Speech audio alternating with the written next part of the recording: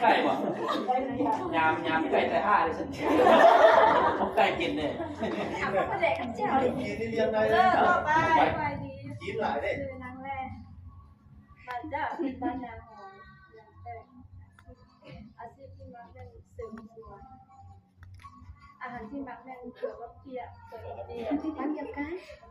ไปเปิดกันเลยเปียก สมพ่อผมก็เปรียบมาต้นราคาหลายคนมากินเนาะ หนักเป็นเสียอาชีพที่อย่างนี้อาชีพที่อย่างนี้เป็นเงินเสริมสวยเนาะอาหารที่มักกินเป็นอาหารลับเลย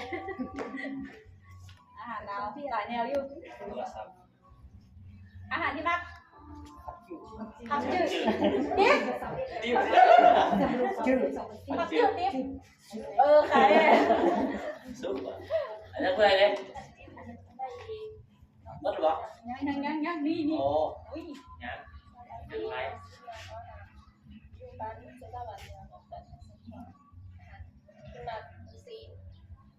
ติ๊บ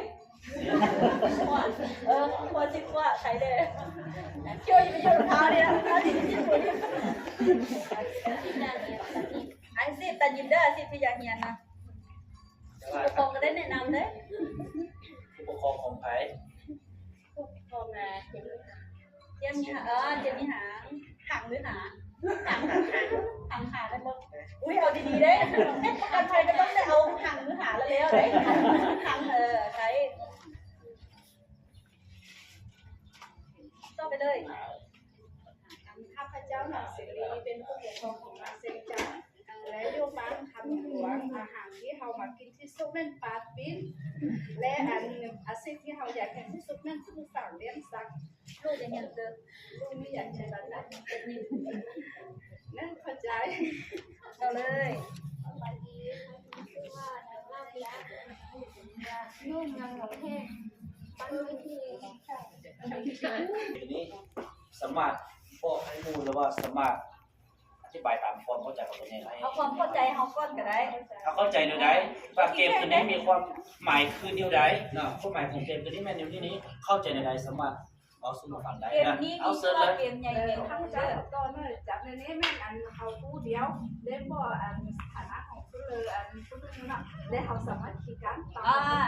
ได้คำตอบหนึ่งเด้อ อันนี้คำตอบหนึ่งแล้วบอกพี่เด้อผม บอกเป็นอย่าง อย่าลืมว่าการให้คำปรึกษานี้บอกมีผิดผมมีถึงไม่เด้อเขาปรึกษาให้เข้าใจในนั้นแล้วเข้าใจในใดสามารถเบาใจนะ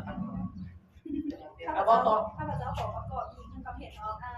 ที่เราเล่นเกมนี้กันย้อนว่าเพื่อให้มีความสัมพันธ์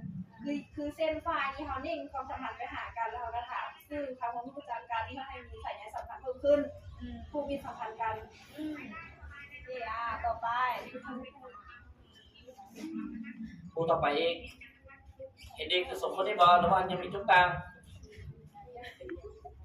ถ้าว่าเนี่ย ต่อกันเนาะเพิ่มเติม มัน มัน ดี เห็นดี เพราะว่าอันนี้คือไงแมนมูม พูดเลยก็พูดจีทีมพูดเลยก็พูดจีทีมผลสำเร็จมันเป็นจิบูมีบอกอันนี้เป็นหนึ่ง ถ้าบอกให้เปียกช่วยกันเอาเข้มเลยมันจะยุ่ง เนียนกันยากมีตภาพกับบ่มีเนาะอันนี้แม่นหมดแล้วถึงแล้วเนาะสมเตอร์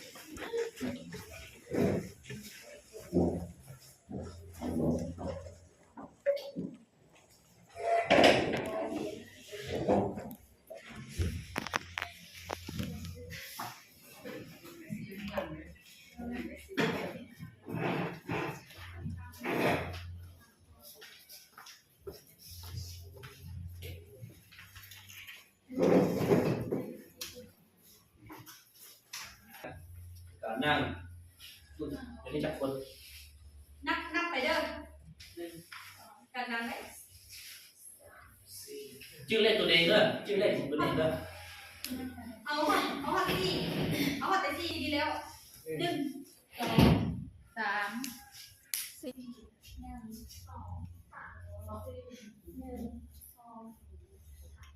3หมดละอ่ะได้3เนี่ยอันนี้1มันไปอยู่1 2อยู่ทั้ง2 ทางออกนี้เลยทางออกนี้เลย เล่นไป วันนี้เลข2วันนี้เลข3นะ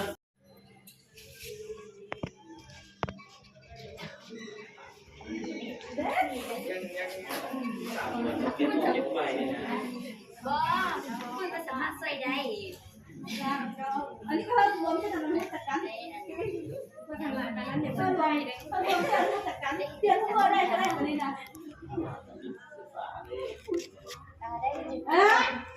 โอ้ยคนเดียวก็ใส่กันแล้วคนเดียวเฝ้าเหมือนแล้วใส่ เขาพูดแล้ว ว้าวเวลาแบบเวลาผิดได้ผู้เดียวแต่ว่าคนอื่นก็ได้ทำผิดต่อนะเวลานี่ก็ต้องใส่เดียวเก๊ไทย แต่ขอเป็นสามัคคีที่แล้วผมเป็นเองว่าออกมาไอ้เกว่ามาได้ยินมาแล้วผมเป็นคน เพราะว่าน่าเป็นเสียงดังเป็นสิ่งแล้วแต่ว่าเฮ้ยมึงดีเกินไป เราติ๊กซ่าเมื่อกี้มันเหลือนี่นะนี่กำบุ้มได้เรียนได้กำบุ้มเย่กันว่าได้รู้จักของขาดขางอะไรดิมีไปเลยคนเดียวพี่ ดีแล้วอยากเบื่อแล้ว อยากอะไรความคาดหวังอะไรคืออยากถูกไปแล้ว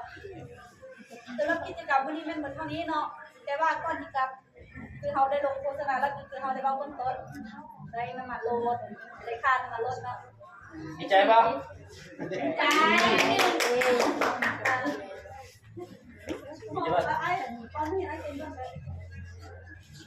โค้ดของไอ้ศิลปกรเข้าไปเซ็นก่อนจะได้เข้าไปเซ็นก่อนเอา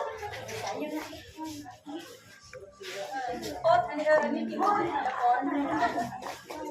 มีพอจะคนก็ได้1 2 3 4 5 6 7แบบนี้แล้วก็หลายๆเลยเมื่อกี้คนน้อยหน่อยเองนะต้องมีดูแลทีมน้อง bà gì như phút bà nhẹ chỉ rồi rào đi nọ thế nữa tôi ý tả su nó liền thì nó cứ là cái chỉ cho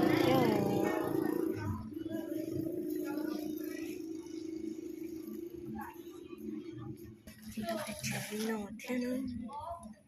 chẳng nó cứ sống tu việc nhá còn trong nên sẽ hào cho nên sẽ được cái tuổi nó tận nó phát sinh nó sẽ sinh chỉ đồ nó sẽ ở treo